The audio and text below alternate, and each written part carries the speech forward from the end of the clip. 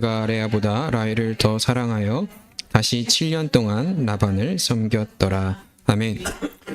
이탈리아의 도시 베로나에는 오랜 세월 서로 죽도록 미워하며 피 흘려온 두 명문 가문이 있었습니다. 하나는 몬테규 가문이고요. 또 다른 가문은 캐퓰릿 가문입니다. 몬테규 가문의 아들이 어느 날 캐퓰릿 가문의 가면무도에 몰래 들어갔다가 그곳에서 캐퓰릿 가문의 외동딸에게 첫눈에 사랑에 빠집니다. 우리가 여기까지 얘기하면 어떤 내용인지 다들 짐작해 가시죠? 바로 로미오와 줄리엣 이야기입니다. 줄리엣 역시 로미오에게 마음이 뺏겨버립니다. 두 사람은 자기들이 서로 원수 가문인 것을 알아차림에도 불구하고 이미 시작된 이 불붙은 사랑을 그 누구도 막을 수 없었죠. 그날 밤 로미오는 목숨을 걸고 줄리엣 방 발코니에 찾아가서 영원한 사랑을 맹세하죠. 그리고 마침내 두 사람은 두 가문의 화해를 꿈꿨던 로렌스 신부 앞에서 비밀리에 결혼식을 진행하게 됩니다. 하지만 여러분 그 희곡의 내용을 이미 알고 있듯이 이 사랑은 오래가지 못해요. 거리에서 벌어진 싸움 중 로미오의 절친이 줄리엣의 사촌 오빠였던 티볼트에 의해서 살해를 당하게 됩니다. 이에 분노한 로미오는 티볼트를 죽이게 되죠. 그 결과 로미오는 자신의 땅이었던 그 베로나에서 영구 추방을 당하게 됩니다. 설상가상으로 줄리엣 아버지는 다른 사람에게 강제로 결혼을 시키려고 지금 계획 중이 되었죠. 절망한 줄리엣은 자신의 유일한 희망이었던 로렌스 신부를 찾아가서 방법을 구하죠. 신부는 그녀에게 42시간 동안 죽은 것처럼 보이게 만드는 비약을 건네며 계획을 세웁니다. 그 계획은 바로 줄리엣이 죽은 사람처럼 가장에서 묘지에 안치되면 그 사이에 로미오에게 이 사실을 알리고 밤에 그와 함께 야반도주 한다라는 놀라운 계획이었습니다. 그런데 그 계획은 예상치 못한 곳에서 어그러지기 시작하는데요. 로미오에게 이 사실을 알려 편지를 전달할 사람이 모르겠어요. 이때도 코로나가 있었는지 모르겠는데요. 전염병의 격리 조치로 발이 묶이면서 계획이 끝내 전달되지 못하게 됩니다. 대신 로미오에게는 줄리엣이 정말로 죽었다는 그 가짜 소문이 그에게 전달되죠. 절망에 빠졌던 로미오는 진짜 독약을 들고 줄리엣이 있는 무덤에 가서 그녀의 얼굴을 보며 오열을 하면서 그 독약을 먹고 죽게 됩니다. 그리고 얼마 지나지 않아 약효가 풀려 잠에서 깨어났던 줄리엣은 자신 곁에 죽어 있었던 로미오를 발견하게 되죠. 결국 줄리엣 역시 슬픔을 이기지 못하고 로미오가 가지고 있었던 그 단검으로 자신의 가슴을 찔러 생을 마감합니다. 이때 아주 유명한 말을 합니다. 여러분 기억나시나요? 오, 아름다운 단검이요, 여기가 너의 칼집이다 라고 하면서 자신의 가슴을 찔러 죽죠. 이것이 인류 역사상 가장 뜨겁고 비극적인 사랑 이야기로 꼽히는 셰익스피어의 로미오와 줄리엣입니다. 그런데 왜 이토록 비극적인 사랑 이야기가 가장 위대한 사랑 이야기로 우리에게 들려지고 있는 것일까요? 흥미롭게도 셰익스피어는 이 두 가문이 왜 철천지 원수지간이 되었는지를 설명하고 있지 않아요. 그저 이유를 잊혀질 만큼 오래된 증오와 그 증오가 대를 이어서 반복되어지는 인간 사회의 그 비참한 현실만을 비춰주고 있을 뿐이죠. 마치 자신이 살아가고 있었던 현실을 반영하듯 말이죠. 그러나 그 끝없는 증오 한복판에서 피어났던 이 두 사람의 사랑은 달랐습니다. 가문의 원한도 사회의 장벽도 또 심지어 죽음조차도 그 둘을 갈라놓을 수 없었다라고 말하고 있어요. 현실적으로 보면 그 두 사람은 결국은 아름다운 사랑을 맺지 못했기 때문에 실패한 것입니다. 하지만 사랑을 위해 모든 것을 내어주었던 그들의 헌신은 죽음의 공포마저 뛰어넘는 힘을 보여주고 있는 것이죠. 그래서 역설적으로 그들은 증오가 만들어낼 수 있는 죽음 앞에서도 가장 자유로운 사람이 될 수 있었습니다. 우리는 이 지점에서 바로 이 비극을 위대한 사랑의 이야기라 말하기도 합니다. 그런데요, 오늘 우리가 읽은 성경에도 이 로미오가 보여준 사랑에 못지않은, 아니 어찌 보면 그보다 더 지독하게 한 여인을 자신의 인생을 모두 걸어 올인한 성경판 로미오가 등장하는데요. 그 사람의 이름은 야곱입니다. 야곱. 20절 말씀입니다. 우리 함께 읽어볼까요?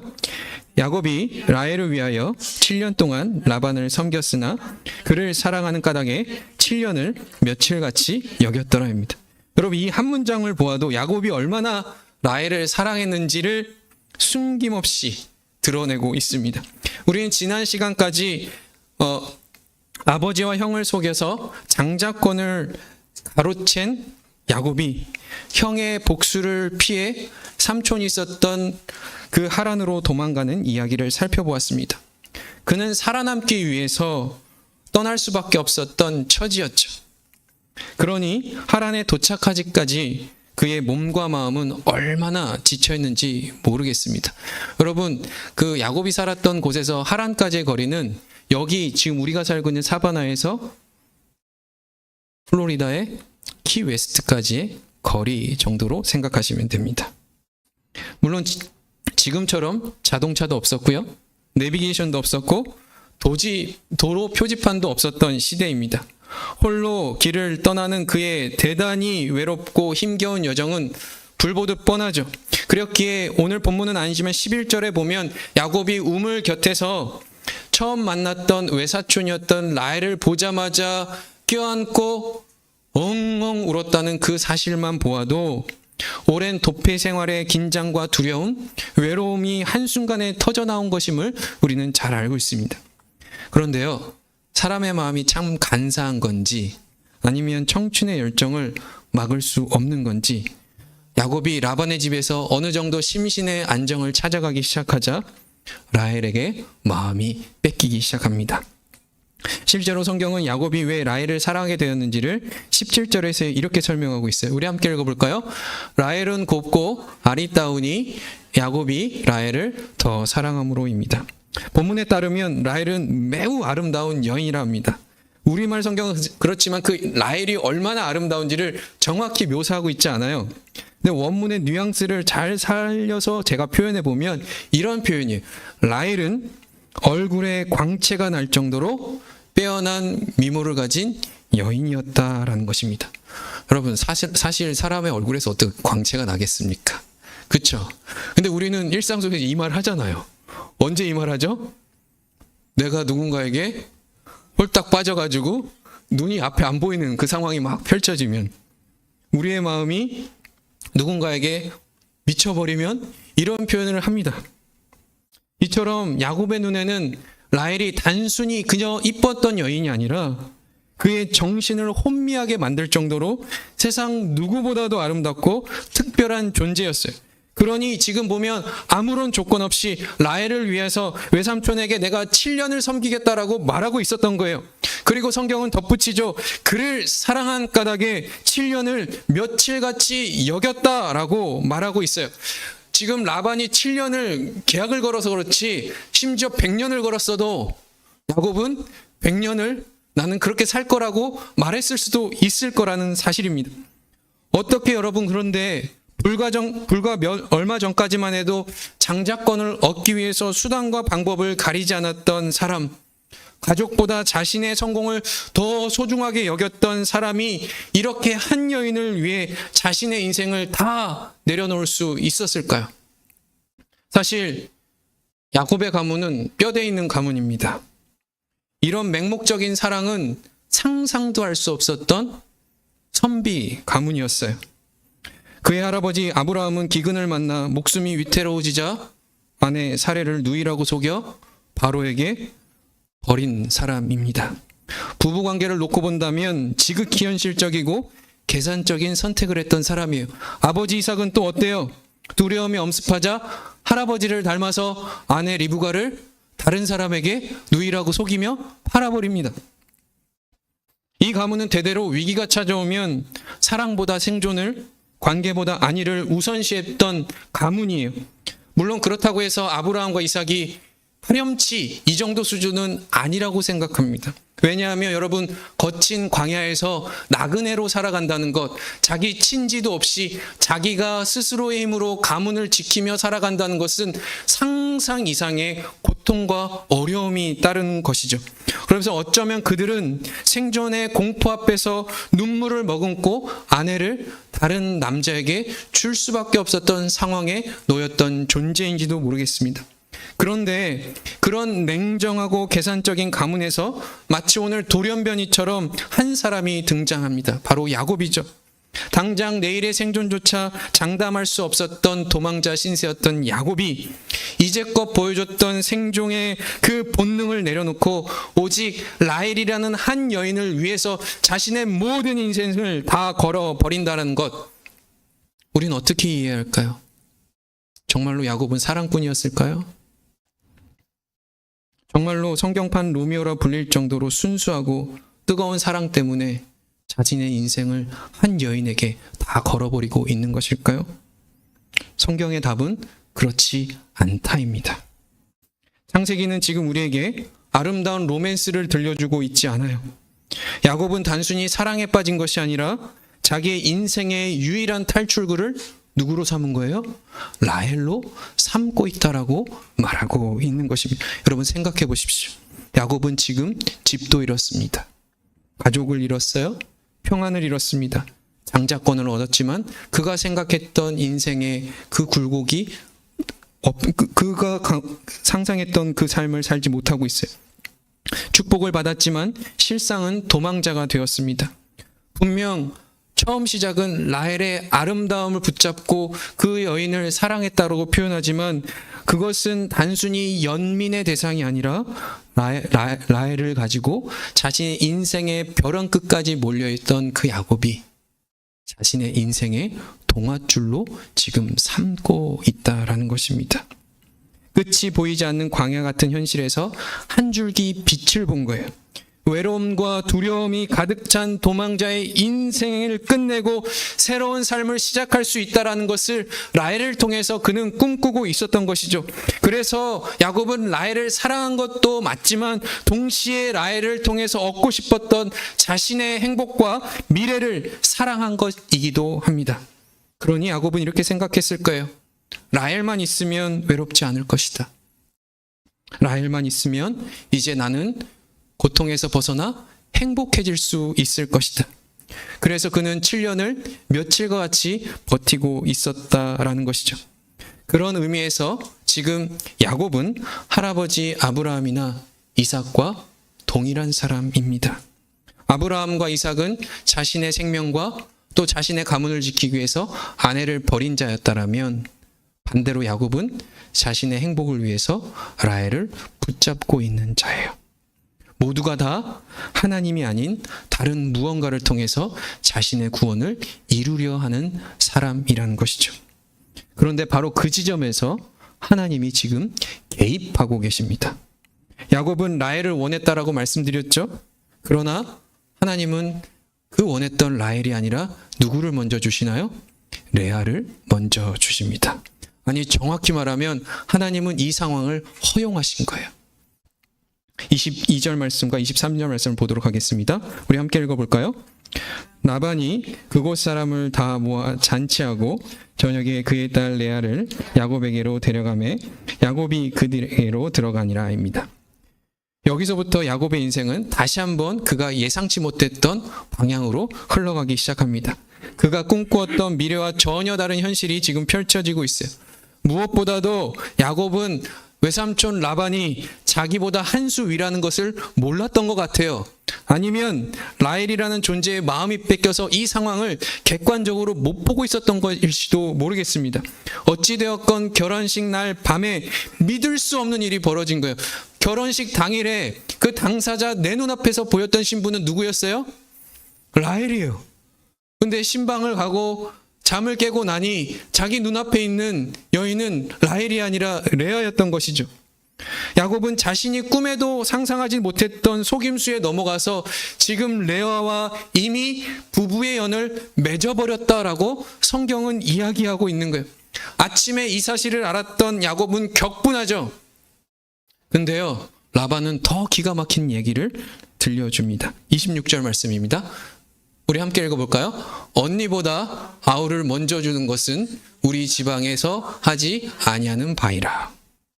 정말로 그 지방의 풍습이 그러했다면 미리 얘기했어야죠. 그렇죠? 조건을 제시하고 야곱에게 동의를 구해야죠. 7년도 견디는 사람이 이 조건 안 받아들였을까요? 전 능히 받아들였을 것 같아요. 그러나 라반은 그렇게 하지 않았어요. 왜 그랬을까요? 왜냐하면 라반에게 야곱은 좋은 신랑감이었고 레아가 앞으로 결혼하기 그 가능성이 요원해 보였기 때문입니다. 17절은 그 이유를 다음과 같이 짐작하게 만들어요. 우리 함께 볼까요? 레아는 시력이 약하고, 여러분 시력이 약한 것과 결혼 못하는 게 무슨 관계일까요? 이건 다양한 해석이 존재합니다. 근데 이거는 이 학습이 되니까 이 해석을 하진 않고요. 여러분 분명한 거 이거예요. 당시 혼인 시장에서 레아가 라헬보다 불리한 위치에 있었다라는 것입니다. 반면 라헬은 아름다운 외모로 모든 사람의 시선을 사로잡았던 여인이에요. 라반은 바로 그 차이를 이용해서 이참에 1+1으로 한꺼번에 다 모든 일을 처리하고 있었던 거예요. 결국 야곱은 자신이 지금껏 살아왔던 방식 그대로 자기보다 더 사기꾼이었던 외삼촌을 통해서 되돌려받게 됩니다. 아버지의 눈이 잘 안 보였잖아요. 그래서 그 눈을 안 보였던 아버지를 속였던 것처럼 지금 야곱은 앞이 보이지 않는 깜깜한 밤에 아내를 스위치당하게 됩니다. 또한 형보다 먼저 축복을 가로채려 했던 사람이 이제는 언니보다 아우를 먼저 줄 수 없다라는 그 말을 듣게 되는 거예요.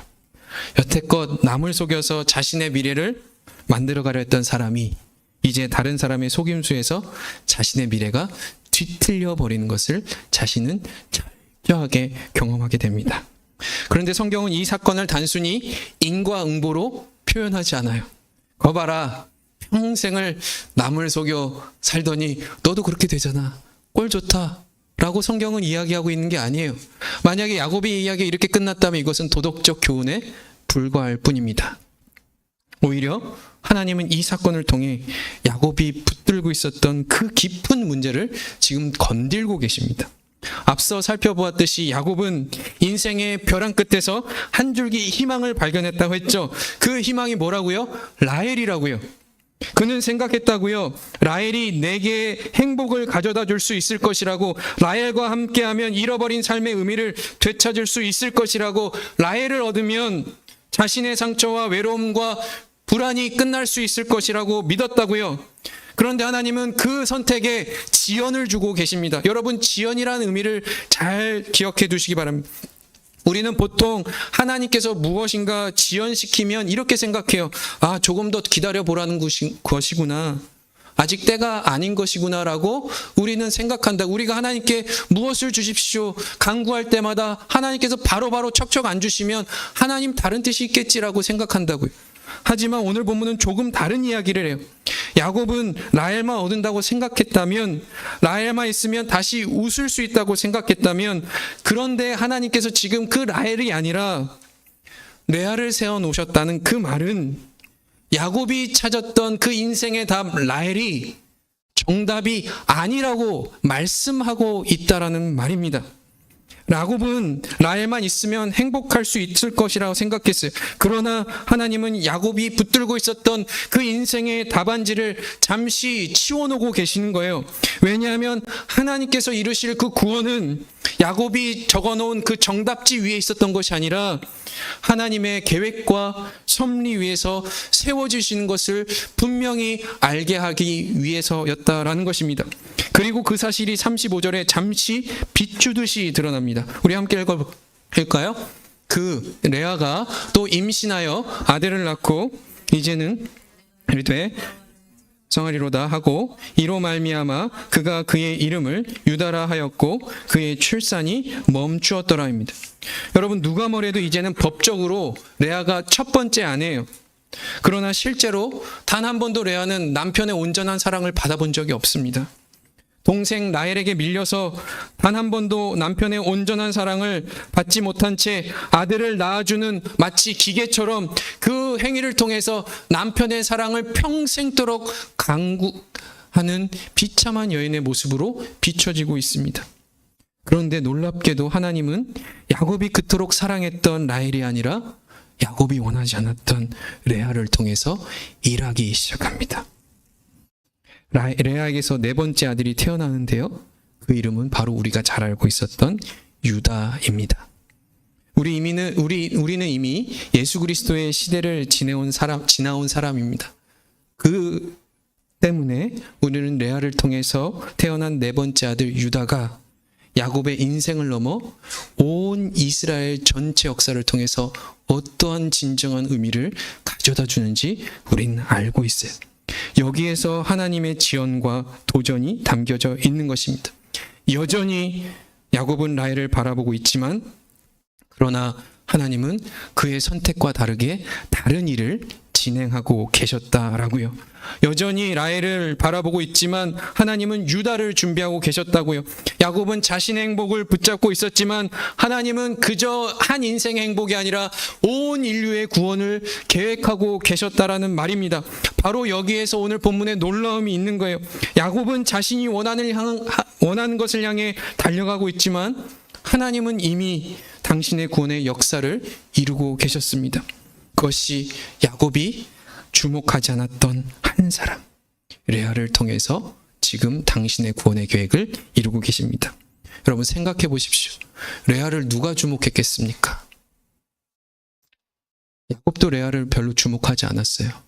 아까 말씀드렸던 것처럼 레아의 아버지였던 라반도 라헬과 함께 1+1으로 보냈던 그저 부족한 딸일 뿐입니다. 레아도 자신의 인생이 이렇게 풀려갈 줄은 몰랐을 거예요.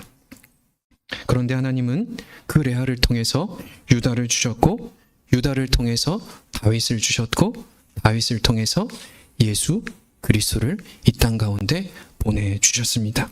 이것은 라헬이 아니라 레아를 선택했어야 된다라는 선택의 문제가 아니라고요. 이것은 주도권의 문제입니다.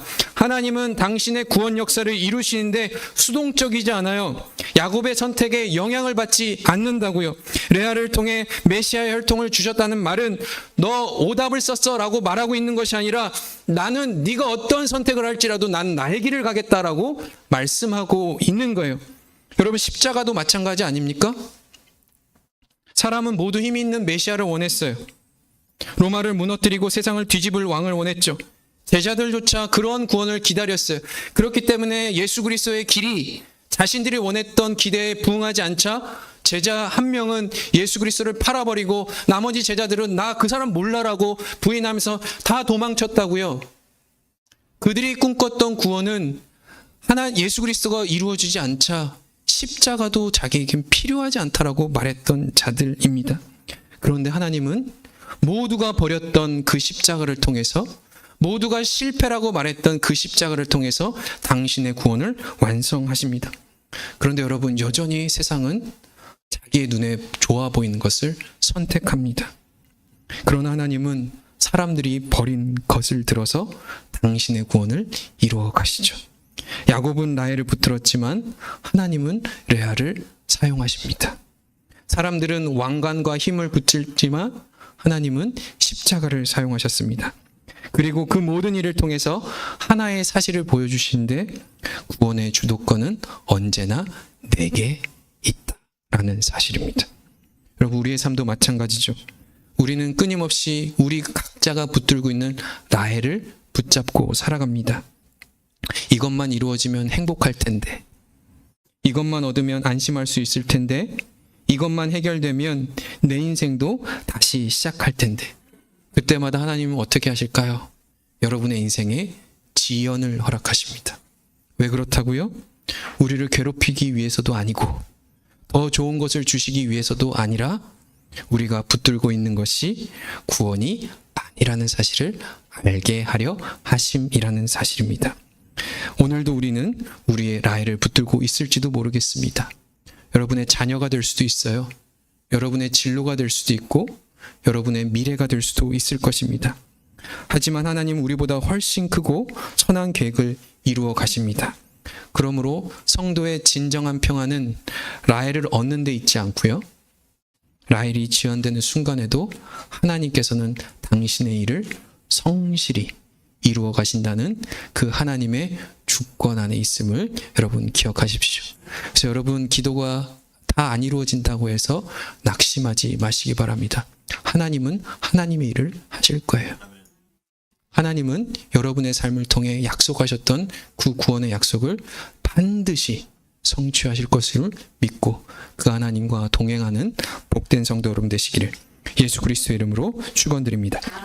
이제 다 같이 자리에 일어나셔서 오늘 들으신 말씀을 가지고